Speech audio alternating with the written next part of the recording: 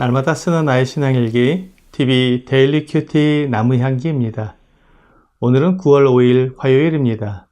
오늘 함께 묵상할 성경 본문은 마태복음 8장 23절에서 34절입니다. 배에 오르심에 제자들이 따랐더니 바다에 큰 놀이 일어나 배가 물결에 덮이게 되었으니 때 예수께서는 주무시는지라.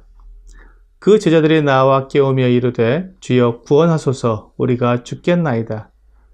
예수께서 이르시되 어찌하여 무서워하느냐, 믿음이 작은 자들아 하시고 곧 일어나사 바람과 바다를 꾸짖으시니 아주 잔잔하게 되거늘 그 사람들이 놀랍게 여겨 이르되 이가 어떠한 사람이기에 바람과 바다도 순종하는가 하더라.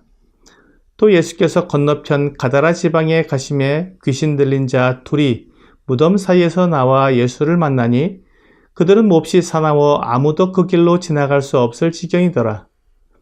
이에 그들이 소리질러 이르되 하나님의 아들이여, 우리가 당신과 무슨 상관이 있나이까? 때가 이르기 전에 우리를 괴롭게 하려고 여기 오셨나이까? 하더니 마침 멀리서 많은 돼지떼가 먹고 있는지라. 귀신들이 예수께 간과하여 이르되 만일 우리를 쫓아내시려면 돼지떼에 들여보내 주소서 하니 그들에게 가라 하시니 귀신들이 나와서 돼지에게로 들어가는지라. 온 떼가 비탈로 내리달아 바다에 들어가서 물에서 몰사하거늘 치던 자들이 달아나 시내에 들어가 이 모든 일과 귀신 들린 자의 일을 고하니 온 시내가 예수를 만나려고 나가서 보고 그 지방에서 떠나시기를 간구하더라.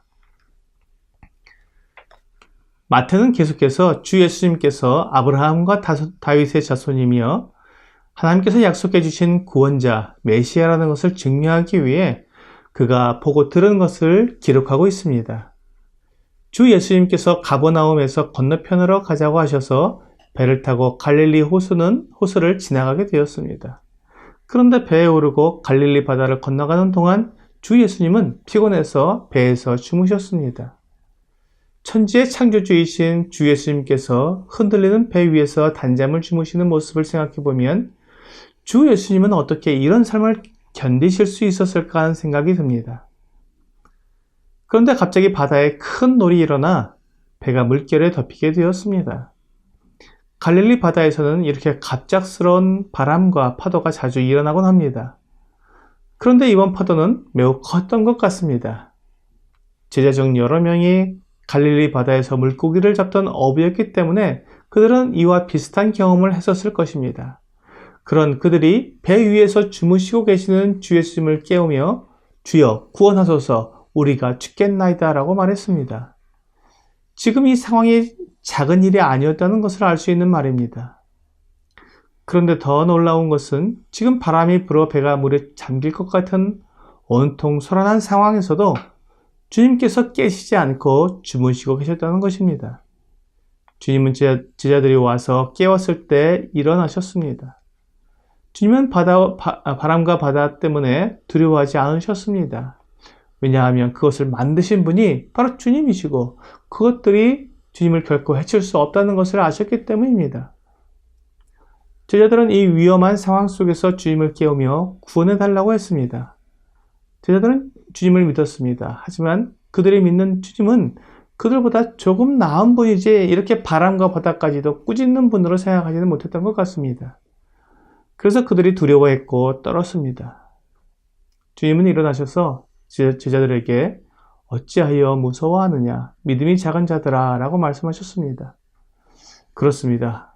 제자들의 문제는 믿음의 문제였습니다.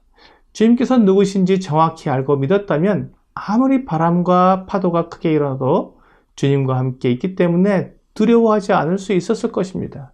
하지만 그들은 예수님에 대해 깊은 믿음은 없었던 것이었습니다. 이렇게 두려워하는 제자들 앞에 주님은 놀라운 일을 행하셨습니다. 바람과 바다를 꾸짖으신 것입니다. 그러자 순식간에 아주 잔잔하게 되었습니다. 제자들은 바람과 바다가 순종하는 모습을 본 것입니다. 주 예수님은 바람과 바다가 순종하는 대상이었습니다. 그들을 창조하신 하나님이시기 때문에 그 말씀에 순종할 수밖에 없었던 것입니다. 주님께서 건너편 가다라 지방에 도착했을 때 귀신 들린 사람 둘이 무덤 사이에서 나와서 예수님을 만났습니다. 그들은 예수님을 알아보았습니다. 귀신들이 예수님을 알아본 것입니다. 그들은 하나님의 아들이여 라고 예수님을 불렀습니다.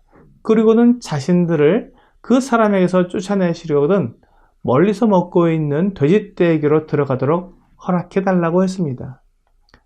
마가복음 5장과 누가복음 8장에서는 그 귀신들이 군대 귀신이라고 말씀하고 있습니다. 그렇게 많은 귀신이 그 사람에게 들어갔던 것입니다.